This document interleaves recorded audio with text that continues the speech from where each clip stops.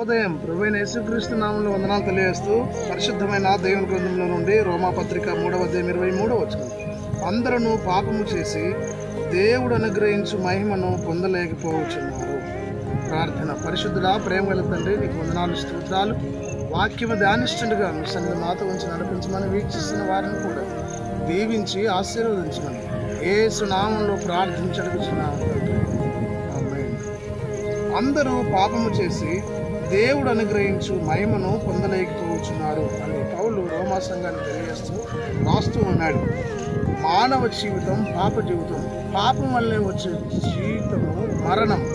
ఆ మరణాన్ని తప్పించడానికి యేసుక్రీస్తు ప్రభుల వారు శిలువలో మరణించి ఆయన పునరుత్థానుడై తిరిగి లేచాడు. ఆయనందు విశ్వాసం ఉంచిన వారికి ఆయన నిత్య జీవాన్ని అనుగ్రహిస్తాడు. కాబట్టి ప్రియ సహోదరి, సహోదరుడా, నీవు నేను పాపి అని గ్రహించి ప్రభు పాదము చెంత ప్రార్థించినప్పుడు ఆయన క్షమించి పరిశుద్ధులుగా, పరిశుద్ధురాలుగా చేసి తన కుమారులుగా, కుమార్తెలుగా ఈ లోకంలో జీవింప చేస్తాడు. నిత్య జీవాన్ని అనుగ్రహిస్తాడు. అట్టి కృప పరిశుద్ధాత్మ దేవుడు మనందరికీ అనుగ్రహించి నడిపించి దీవించును గాక. ఆమేన్. పరిశుద్ధుడా, ప్రేమల తండ్రి, వందనాలు, స్తోత్రం చెల్లిస్తూ వాక్యం దానించడానికి మేము చెల్లించుకుంటాం. వీక్షిస్తున్న వారిని కూడా దీవించమని, ఆశీర్వదించమని యేసు క్రీస్తు పేరట ప్రార్థించడుచున్నాము తండ్రి.